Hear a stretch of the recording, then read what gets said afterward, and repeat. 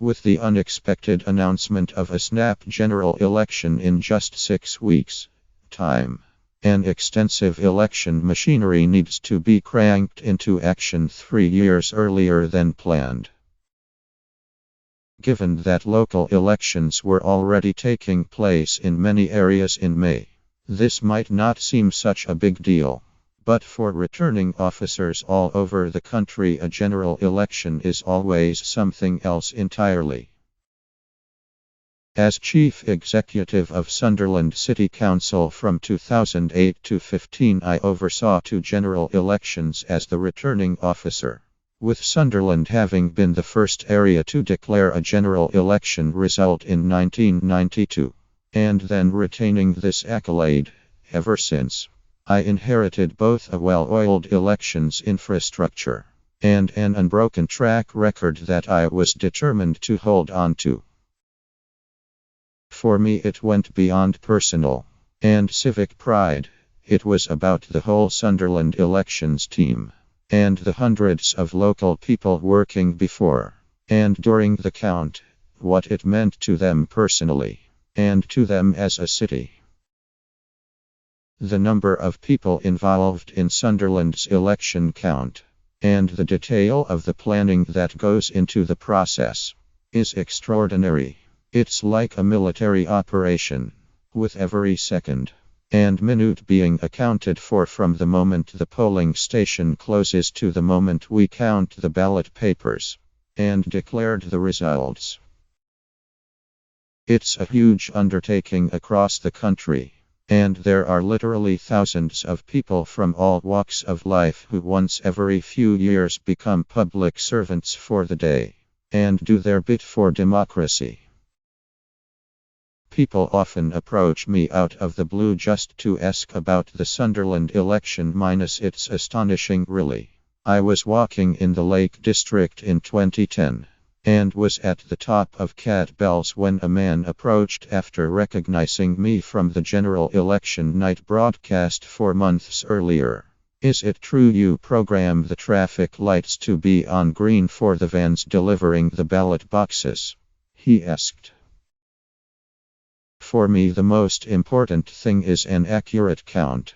There is nothing more important in a democracy than having politicians prepared to stand for election and put themselves through the process on the one hand, and on the other, people turning out to vote. My intent, like any returning officer, is that for both candidates and constituents we will offer a professionally run election and return an accurate count as quickly and efficiently as we can. All those involved in the election want that same outcome. After all, that's what being a good public servant is all about. I always feel a real sense of occasion when it's a general election, and equally a real sense of responsibility. The professionalism of everyone working the election is incredible. People feel part of it and want to contribute. We train everyone. We work as a huge team and people love working the event. There is a real buzz on the day. The excitement increases as the evening approaches and the polling stations close, with the first boxes in and being counted within minutes. The media like Sunderland as well, probably because we declare early and provide a talking point. For the last general election we had something like 150 official media accreditations. And we had to borrow media officers from local public and private sector partners to help manage the cameras and crews. I wouldn't say it's theater, but everyone has several dress rehearsals. The students practice running the boxes from the doors of the tennis center where the count takes place to the counting stations on the sports hall floor. It sounds straightforward, but fill an already large and cumbersome ballot box with hundreds of sheets of paper. And it's not such an easy task when the cameras of the world's media are trained on you. The counters practice with different weight paper As a result of their feedback, we even made the ballot papers thinner. We used to use 100 GSM paper, but now we use 80 GSM. The difference is significant, minus the 80 GSM is much more flexible and hence much easier to count. Marginal gains may be a cliche, but they really doed up. We always looked to tweak processes to try and shave seconds off the times. We have got data for the last 10 years on the time each box has come in from each polling station. We learn from experience. And we are obsessive about the detail. In 2015, both Sky and the BBC sent presenters up for the count, with Eamon Holmes and Fiona Bruce both on site for the count. I think even these well-seasoned media professionals were more than just a little impressed by the whole setup, and the staff, and volunteers. Being the professionals they are, they had all the questions, including, yet again, the one about the traffic lights.